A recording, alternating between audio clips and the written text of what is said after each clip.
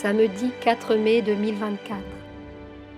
Apparition du Christ Jésus glorifié au Mont Shasta, Californie, États-Unis, au voyant Frère Elias del Sagrado Corazón de Jesús, pour le premier jour du 124e marathon de la Divine Miséricorde. Au nom du Père, du Fils et du Saint-Esprit. Amen. Il y a des réalités intérieures que seul le Seigneur connaît. Ces réalités ne sont pas visibles, même pour les saints anges. Mais moi, en tant qu'émanation de la deuxième personne de Dieu, je peux voir au-delà de toutes les réalités intérieures et aussi au-delà de tout ce qui est invisible. Car c'est l'apparence qui a trompé le monde à travers les âges, et les âmes se sont perdues dans tout ce qui est superficiel et mesquin. Ce sera l'une des principales raisons de mon retour dans le monde, pour que les âmes, sur cette surface de la terre, retrouvent leur communion avec les mondes intérieurs, retrouvent la connexion avec leurs univers intérieurs et spirituels. Mais jusqu'à ce que cela se produise, grande sera la douleur de ceux qui ne se repentent pas du cœur. Car je viens livrer au monde la source de mon insondable miséricorde, une source encore peu appréciée par les âmes du monde, parce qu'elle est un océan inconnu d'amour rédempteur. Jusqu'à ce que je revienne dans le monde, bien que je prépare déjà cet événement et ce temps, il appartiendra seulement à ceux qui suivent le berger et Seigneur de l'univers de faire l'effort juste et vrai. Vous avez déjà appris avec moi au cours des âges et principalement à travers ma parole quel est le chemin que j'offre aux miens. N'attendez pas d'autre signe que celui que je vous donnerai, car il y a encore beaucoup d'apparence en ce monde. Beaucoup seront encore entraînés sur le chemin de la tromperie et beaucoup plus sur le chemin de l'indifférence. Gardez donc votre monde intérieur comme un temple précieux et immaculé pour Dieu, où l'essentiel est gardé, où l'existence réside dans les yeux de ceux qui prient vraiment avec le cœur et ne sont pas confus. C'est ainsi que le Seigneur vient non seulement pour les âmes, mais aussi pour les nations. Le Seigneur vient chercher le talent qui se trouve dans le cœur de l'homme et le don qui doit encore se manifester dans la vie spirituelle de chaque être.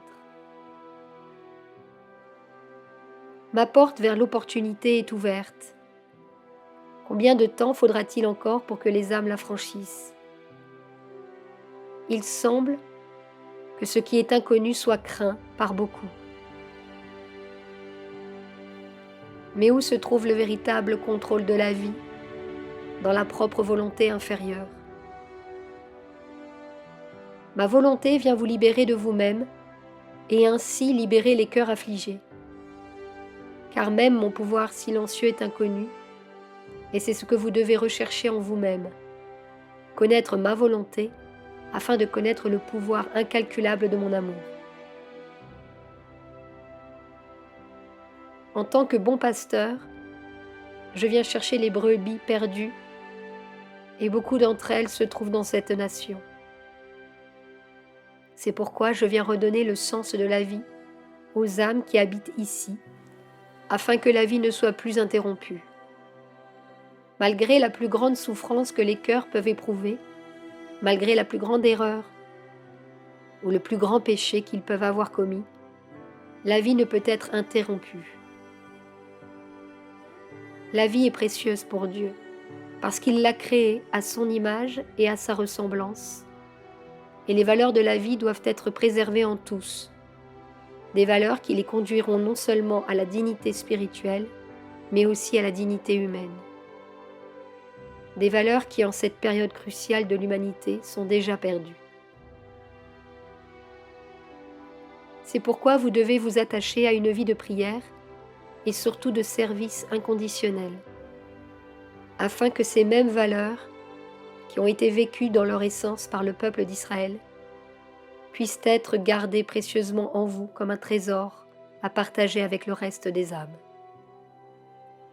Entre-temps, je serai là à vous attendre, à attendre que mes compagnons, hommes et femmes, fassent un pas en avant, car il y a encore un plan à réaliser et à concrétiser, non seulement aux États-Unis, mais aussi dans le monde entier. Ce mois de mai est un mois de définition pour tous.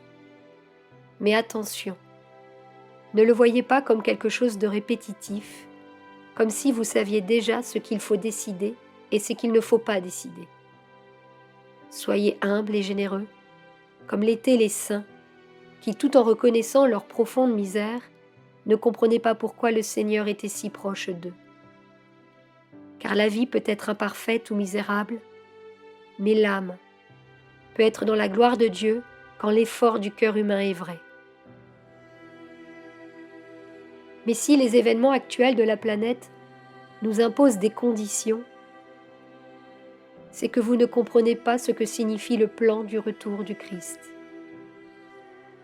Je comprends, car je sais que vous ne pouvez pas le voir, mais le retour du Seigneur est une promesse qui se réalisera et se concrétisera. Quelle devrait être votre véritable intention pour cette fin des temps? Êtes-vous vraiment disponible pour préparer le chemin de mon retour à l'humanité? Êtes-vous prêt à ce que je frappe à votre porte et surtout à ce que je donne l'impulsion de mon cœur à votre conscience? Mes paroles ne sont pas perdues. Mon temps n'est pas perdu. Je viens chercher ce que le Père m'a promis. Je viens chercher les pécheurs et les plus imparfaits, parce que des cendres surgira à l'esprit que j'élèverai par mon amour et ma consolation. Mais vous devez avoir foi en moi, avant que votre conscience ne soit occupée par d'autres questions. Ce n'est pas que je vous éloigne de la vie matérielle et de la dette spirituelle de ce monde, mais il est temps, compagnons, que vous soyez dans la réalité. Comprenez-vous les réalités intérieures que le Seigneur peut voir? Car à mesure que le temps s'écoule, les âmes continuent à se perdre et à avoir besoin de miséricorde. Combien de cœurs y a-t-il à guérir dans ce monde? Qui prendra soin des innocents? Qui prendra soin des règnes de la nature qui souffrent? Qui sera sensible à la souffrance des autres?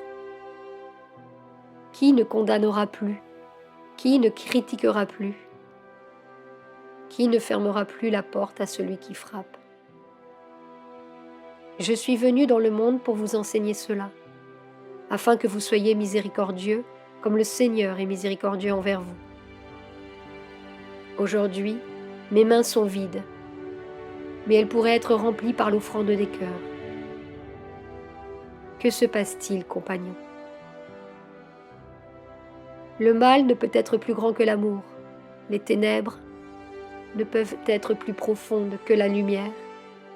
L'indifférence ne peut être plus grande que la charité. L'ignorance ne peut être plus grande que le discernement. Tout vous a été donné, croyez-le ou non, et aujourd'hui vous avez la grâce incommensurable et inconnue de vous tenir devant Jésus. Venez à moi déterminé. Venez à moi disponible. Venez à moi en renonçant à vous-même. Et cela signifie-t-il que vous souffrirez pour moi?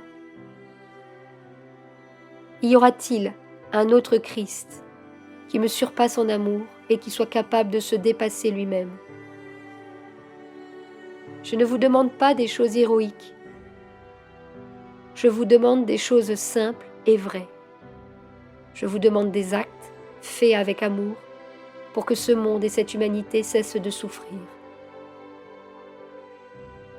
Le temps de l'espoir, de la guérison, de l'amour et de la paix est là, dans le royaume des cieux. Et il descendra si vous en créez les conditions, car la loi est sage et discrète. Dites au monde de ne pas oublier les commandements. Le monde a besoin de paix, l'humanité a besoin de bien pour atteindre l'unité perdue et l'espoir gravement blessé. Je remercie tous ceux qui prient avec moi pour que les États-Unis puissent accomplir leur dessein spirituel et que leur ange puisse déployer ses ailes et sa conscience pour attirer dans ce pays les trésors spirituels de Dieu. Je vous remercie d'être avec moi, au nom du Père, du Fils et du Saint-Esprit. Amen.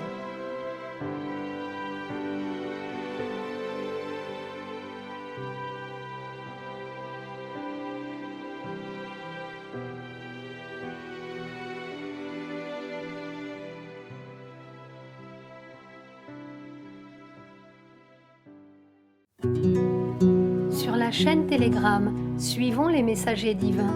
Accédez à d'autres messages du Christ, de la Vierge Marie et de Saint Joseph, tous publiés sur le site www.mensajerosdivinos.org/fr.